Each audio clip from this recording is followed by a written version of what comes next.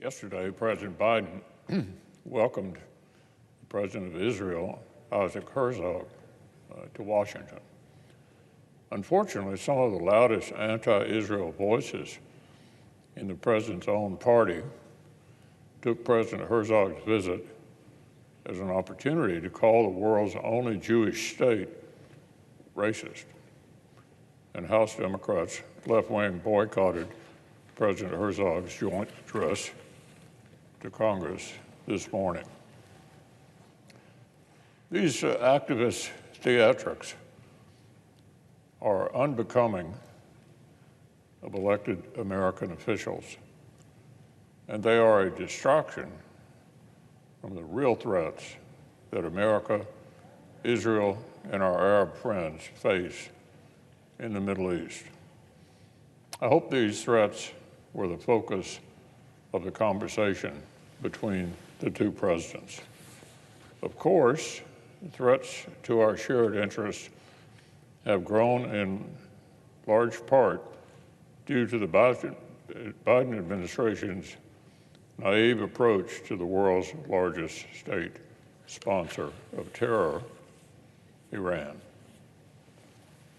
Over the last 2.5 years, Iran has dramatically increased its nuclear activities and even rebuffed the administration's repeated begging for a return to President Obama's flawed deal. It has consolidated influence in Iraq, Syria, and Lebanon. It funds and equips terrorist groups dedicated to Israel's destruction. And the deadly arm of its IRGC extends right up to Israel's borders.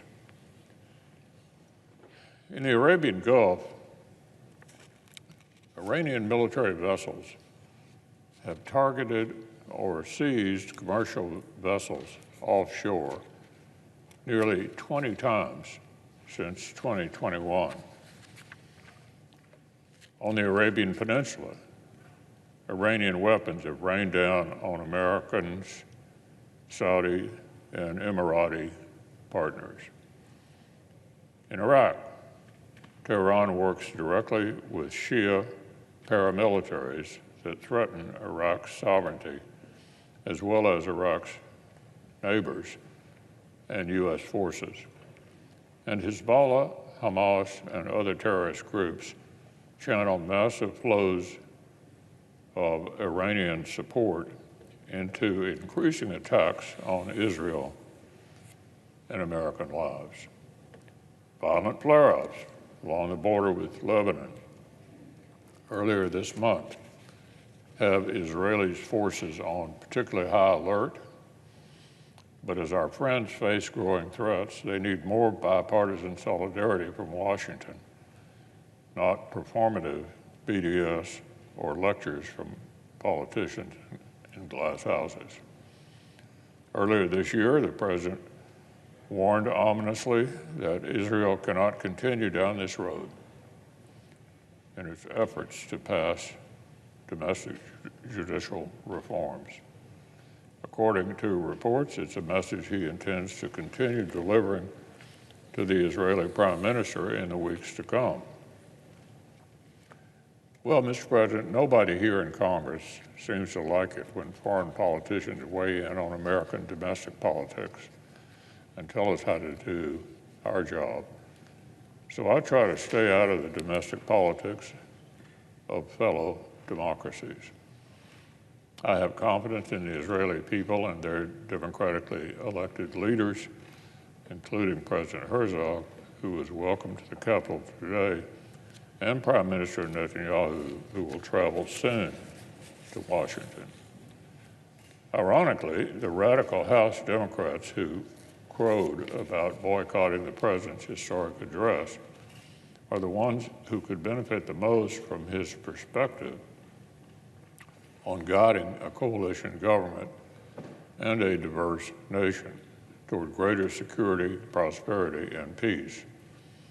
President Herzog's remarks were a reminder to anyone willing to listen that even in the face of growing threats, Israel and its Arab neighbors continue to offer tremendous opportunities to actually promote peace. I was in the region earlier this year, and I can assure any skeptics that the promise of the Abraham Accords is real. It is changing the geopolitical and economic climate of a region that remains extremely important to the United States. I hope President Biden will seize on this progress and help Israel and Saudi Arabia improve their relationship, an achievable and transformational goal. Here in Congress, we have a tremendous opportunity before us to demonstrate our commitment to Israel by prioritizing American strength with the NDAA. I hope our colleagues will continue to work swiftly to finish this essential business.